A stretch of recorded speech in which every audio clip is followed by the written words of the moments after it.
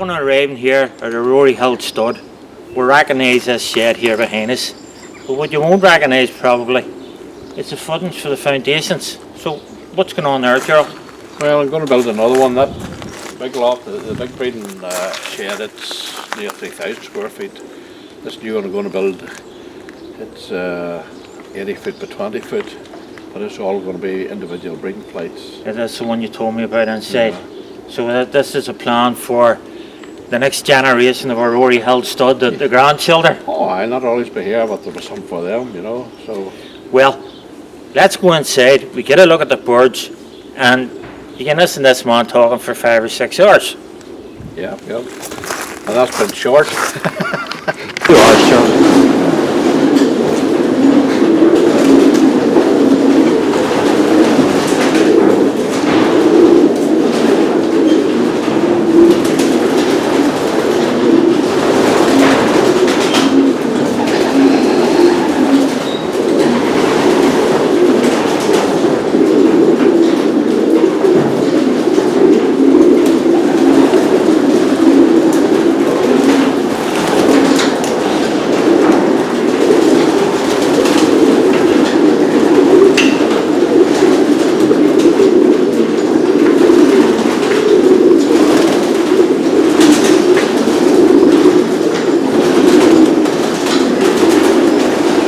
So here we are, Gerald, we're inside the main breeding stall.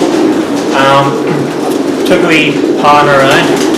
It pens down both sides. Told me inside there was, I think there's 278 breeding couple in here. That's your, and what have we got down there at the end? That's another big area where I just put all the hens up, and there could be maybe 400 or 500 hens up in that big area there in the winter time. And you have this here very well laid out, because in this walkway you have all the drinkers and all the feeders all on the outside, so it makes things pretty handy for you. Everything's up off the ground. About 10 minutes, come in here in the morning, 10 minutes freezing water is 278 breeding couple. About 10-15 minutes at most, by the time you're getting on. And what have you got stocked in here, Gerald? Is this all the Grangalars, the Willie Jacobs, yeah, the Newports that you brought in? Yeah, there are mainly Willie Jacob pigeons in here, Grangalars, plus the new ones that brought in too. In 2006, Willie promised me nobody else could get his pigeons, only me. And when he died, they all came here. 74, I think it was in total.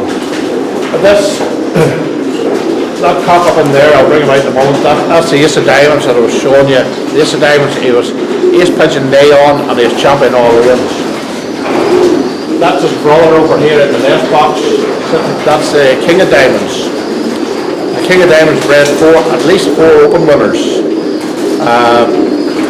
And maybe about 10 first prize winners here alone. Plus the fact that he's the father of Andy Cook's cock. This year, for Andy, he won the last 5 races. The young bird, he won the last 5 races for Andy. He was, the day the grandchildren were 9th national, Andy was 5th national that day, with a direct son off him. Joe 90 calls him. And the following week he was 21st or 22nd over in the Flying Club National from Skibbereen. I think it was 5 weeks in succession, Joe 90 won for him.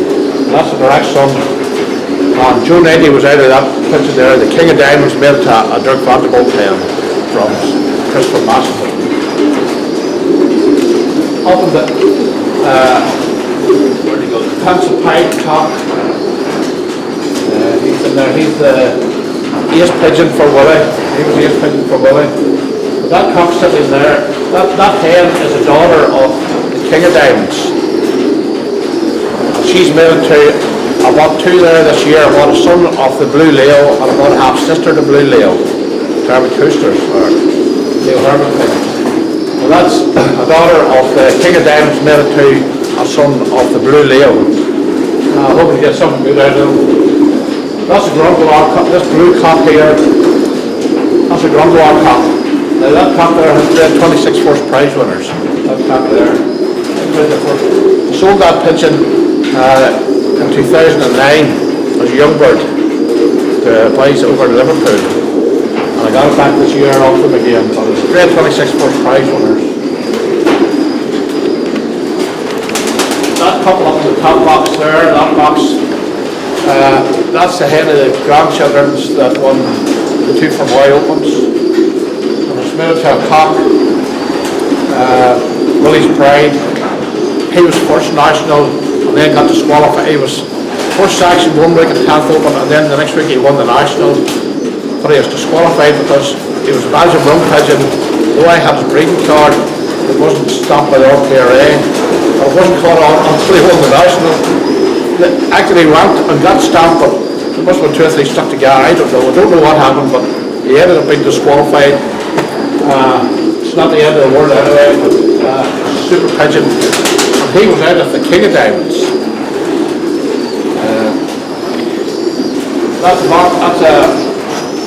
That hen there, the red hen is a Gustav Bookman hen that I bought in. Gerald, I'm going to interrupt you again because he keeps talking and talking and talking. I want to go inside and I want to talk about the individual family supports. Right. The Willie Jacobs, the Grandelars. I want you to tell me about all them because we could go around here and we could spend 2 weeks in here and you could tell me about every pigeon so you could. So we're going to go inside and he's going to start telling me about the different individual family supports that he has here. Well, look, I can show you a couple of, down the bottom, the Grandelars, the pure Grandelars. That one's been holding on is the bar. He's bred 2 open runners this year. Go and get him. Go and get him. This is the Grandelar cock I was telling you about inside. This is the one that are bred to the grandchildren. The 2013 cock. This is pure Grandelar. Goes back right to when I first bought them in 1985. Now he would be a great grandson of young Felix at the time. But I thought he was that good, we'd bring him for stock from the grandchildren club. 2 open runners off him this year. The one first open for Moy, my daughter off him, one first open for Moy for myself. She won the open to 30 yards a minute on a wet day when the water was going down. But 2 weeks previous to that, some of this cock here won the open for Samson Rice and Yuri in the open for Samson Rice. So this cock went to a valuable 10. Bred 2 open runners, NIP open runners this year. And that cock there, he's a pure Grandelar. That's when I first brought him in. Pencil and all of them. And you can trace the bloodline straight back to the beginnings, Gerald, so you can. It's a good year and all those pigeons are Grandelars. Gerald, just before we go inside again, I noticed a lot of Fraser products about the place. Well, I used nothing, only Frasers. I was one of the boys where we got them started in the pigeon. I used to get all my straights off there, Yes. We had the place, we could body mix my own. Got out there and started making pigeon corn. And he's not only Fraser stuff, super guys. Use all their products. Get everything from Frasers. Well, I mean, I have a close association with Fraser's myself, and I use nobody else, but get that wee bird back in its box, and we get inside, and this man can get the scarf off again, and you can keep talking. I will get a couple of times.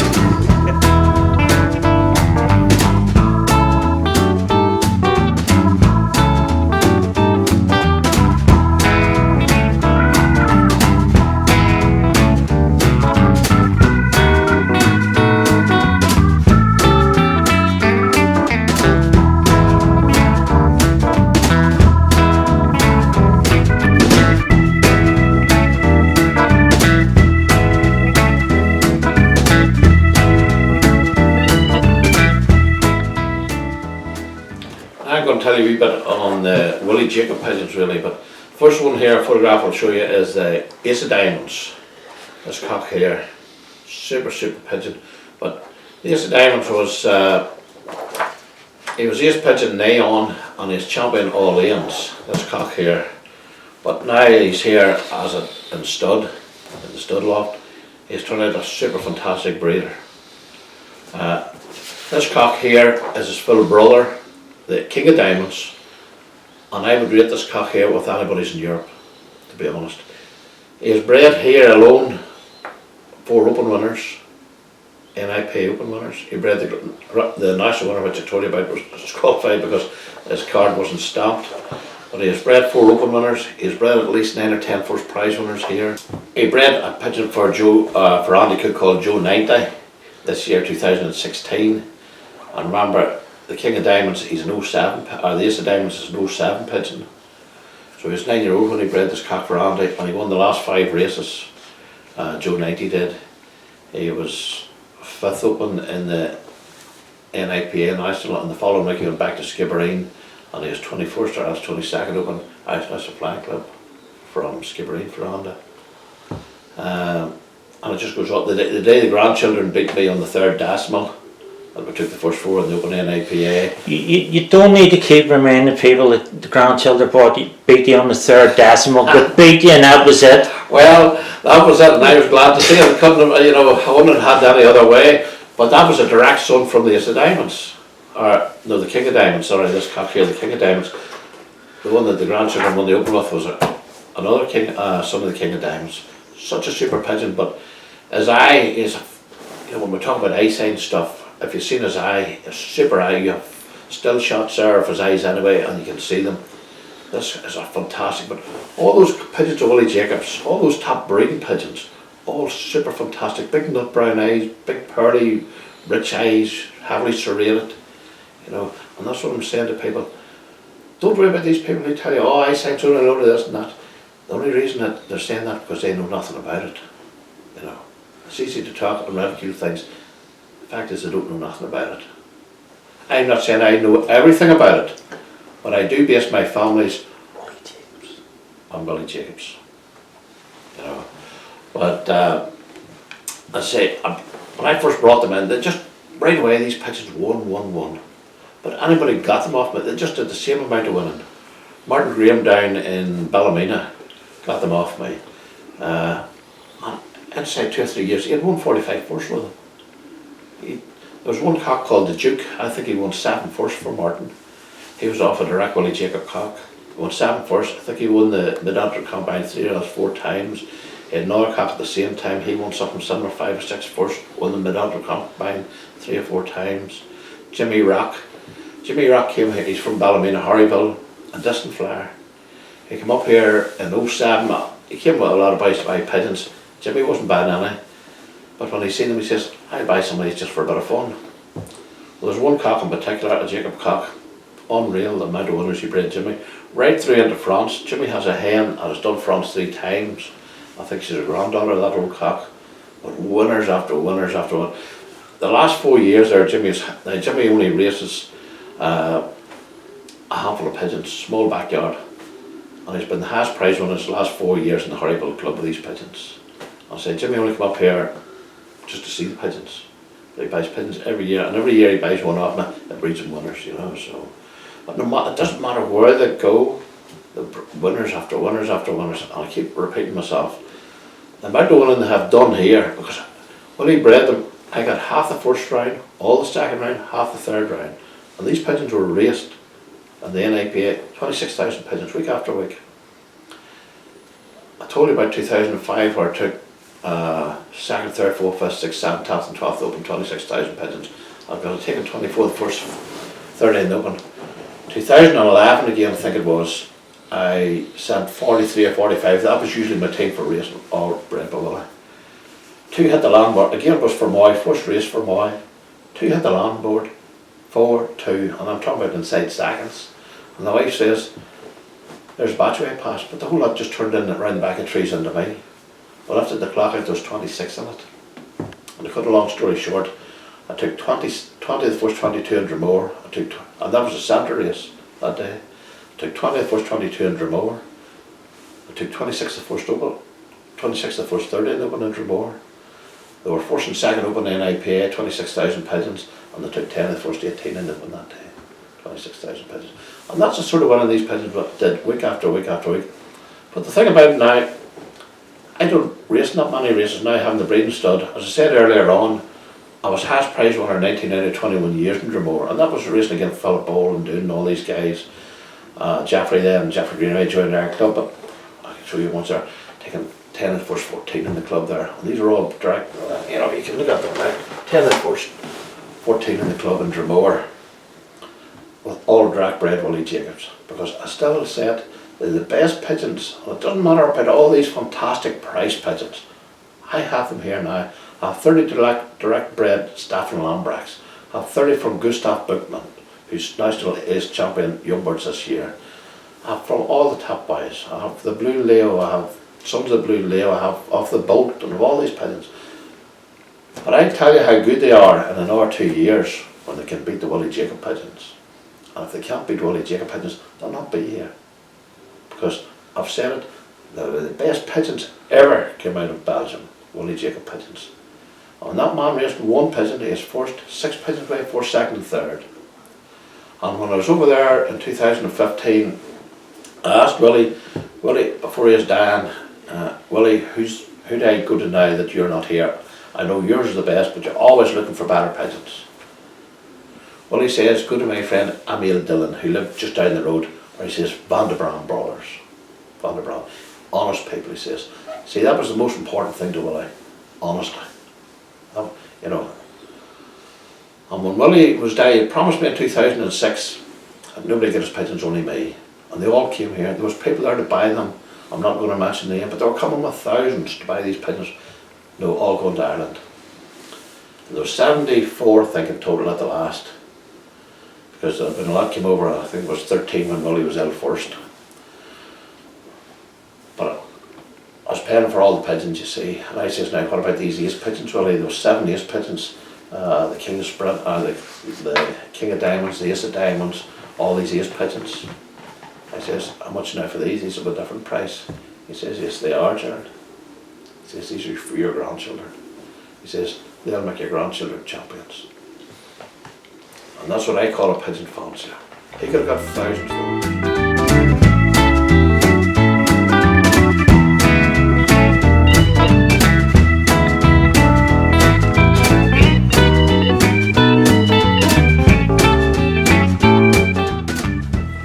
Right, well, I'll just explain a wee bit more about grundlars. I did tell you there about when I got them in 1985, but the amount of winning these pigeons done was unreal, the grundlars.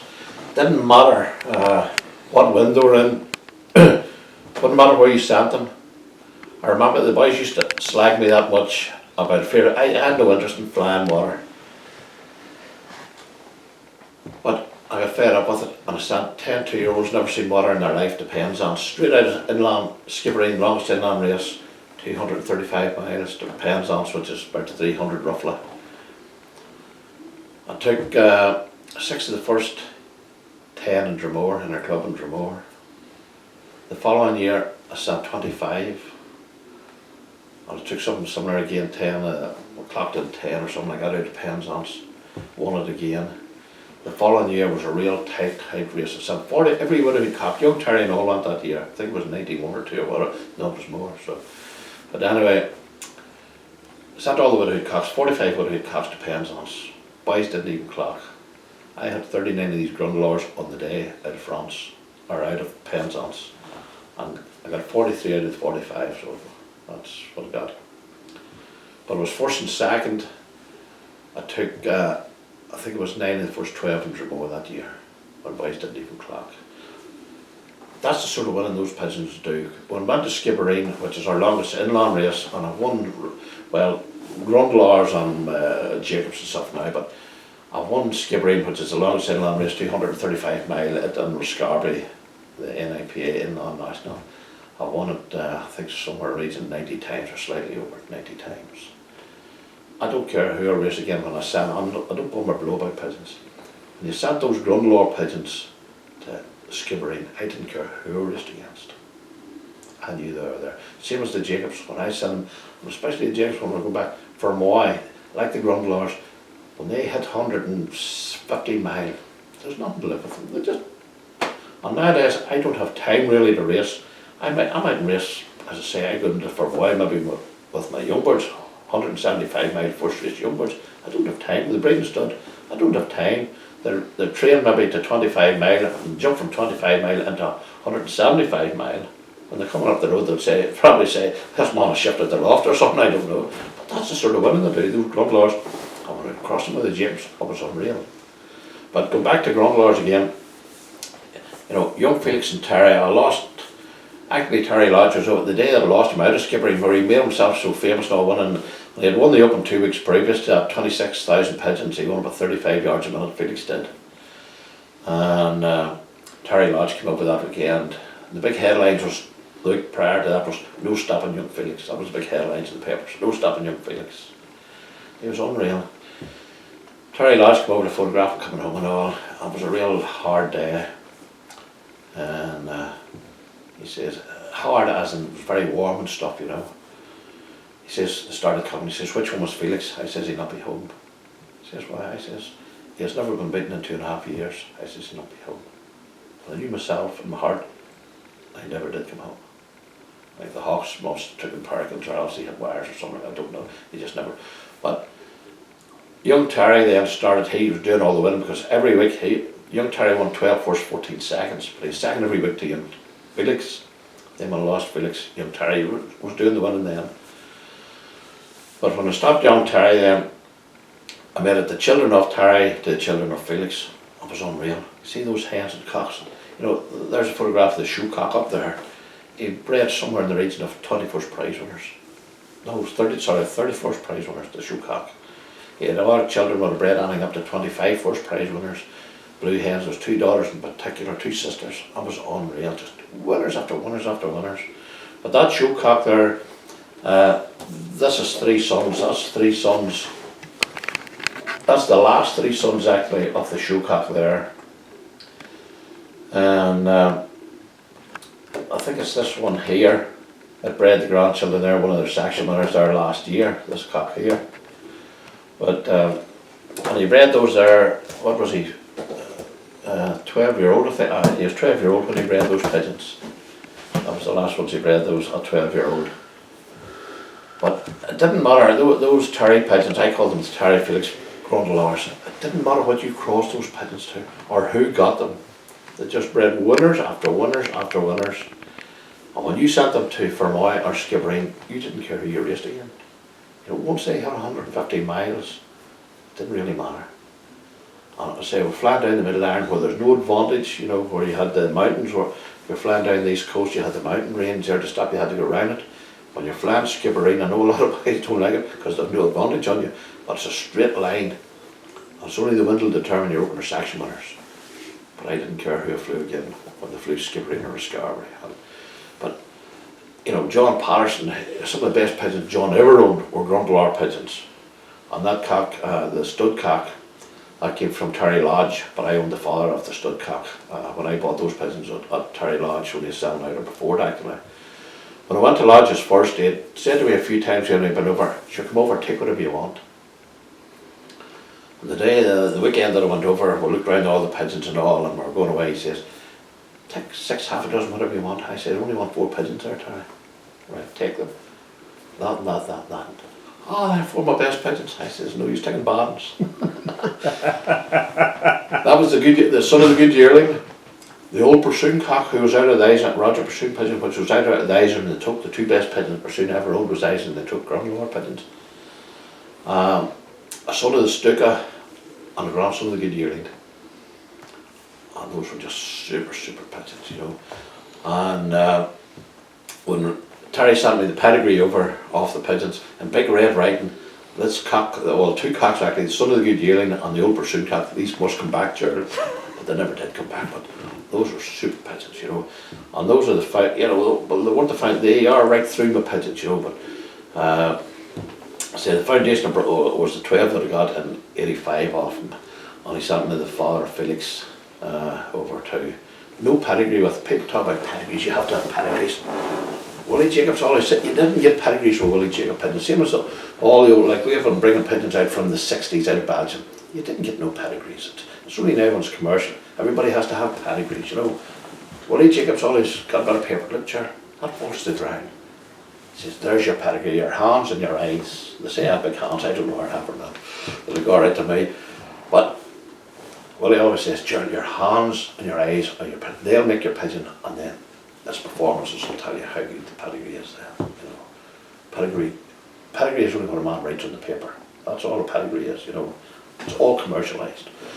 But There was no pedigree came, I say, with the father Felix.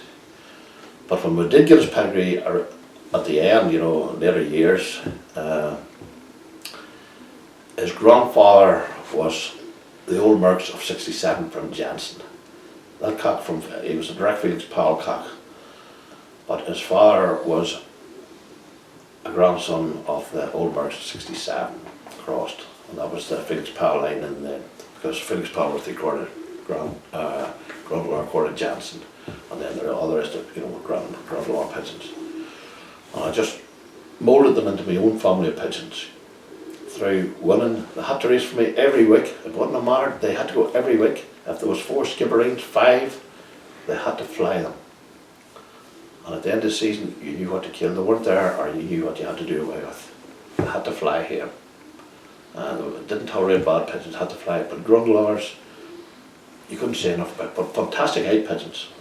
Great, the one eye sign shows everywhere. Same as the Willie Jacob pigeons. I went to the Dublin show this year.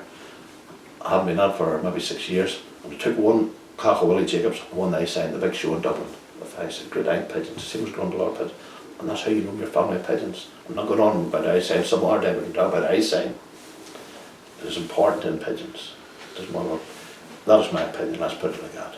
It's important to know your family of pigeons. But I remember one year, the pigeons had done 4 skipperings. We couldn't get across the water. I think it was 86. I think it was 1986. We couldn't get across the water. And no, it wasn't 86. Well, whatever year it was, couldn't get across the water anyway. And there's 4 skipperings, and won all 4 of them. And I was to go to a wedding the following Saturday, so say I wasn't racing. So I split all the pigeons, and they're never out of the loft from. They came home on Saturday. And a friend called here. He says, East Down Combine used to run a big open race for everybody. It was all Northern Ireland. And I says, no, I'm not selling. He says, come on, we'll sell him. He had to go to Crossgar with him. I says, no, I have to go to a wedding. He says, get Tommy Knox, you'll get the clock in for you. So I went down and went into the hen section. As I said, I split the young birds. And they were never out from the Saturday. And I went and lifted 4 hens just like that there. Took them to Crossgar, left the clock. Tommy said he'd clock in for me. One pigeon come, went in, Tommy went into the loft. She was full of hens, all with rubber rings on them. But he looked for the tires, looked when he clocked it in, pushed the other ones down into another section, another one come, he clocked it, another one come, he clocked it. And I had no interest in the race. I didn't even say what time you had to get over to Crossgar or anything, but to cut a long story short, he went into Colin Gibson's, but when he was leaving home here, Stephen here and Paul's eldest son, he gives me a hand at the shows and all there. Stephen gives me a hand around the loft here, great help, you know, at the stud here and all nowadays. And Stephen never had any interest in pigeons until we got the young grandchildren, his son Jack and his nephew Ronan. And Stephen's here, gives me a great hand at the pigeons nowadays. And Stephen would do, or Paul would do a lot of pedigrees and goes to the shows. If Paul can sell at the shows well, you know, or I can talk to people. But that particular day was a real hard race, you know. But we ended up, we were first when the boys got to Crossgar with the pigeon, or with the clock, there was nobody at the club. They went to Joe Ringland's. Joe says, I haven't even heard, you have 3 clocked in? I haven't even heard anybody clocking. And John Patterson just happened to phone. He says, anybody pigeons home? He says, Gerald Delaney's here, his clock's here anyway. And John just says, I've got one now, and he run or dropped the phone. And I was 1st, 5th and 8th open that day, and John was 15th open. And the boys were here, left here, went to Dromore and went to Crossgar, and were at Joe Ringland's house when John Patterson clocked his pigeon and was 15th. That goes to show you how hard a day it was. When the Grundlers got it on the face, they loved the northeast wind, Grundler pigeons. Northeast. That's how you know when you have good pigeons. Even pigeons can fly into the north. And that day was a cold day. But I could go on talk forever about the Grundler pigeons. You want some fantastic. I'll tell you a bit more about some of the other families of pigeons I have here at Rory Hill Stud. When you're selling pigeons, you've always been looking for new families of pigeons, or I call them flavour of the month pigeons, some of them. You know, they come and they go. But I brought in some pigeons from Chris van Massenhoven. They were Dirk Vanderbilk pigeons. I've been watching Dirk Vanderbilk for 2 or 3 years, really, I'd say Vanderbilt, very, very good pigeons.